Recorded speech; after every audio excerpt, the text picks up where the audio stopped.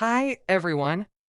If you want to turn off auto rotate on your Redmi 17C or stop your screen from rotating automatically, this video is exactly what you need. Today, I'll show you step by step how to turn off auto rotate in Redmi 17C and how to remove automatic screen rotation quickly and easily.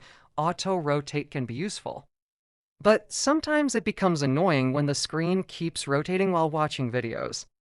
Browsing or chatting, many Redmi users don't know where the setting is located.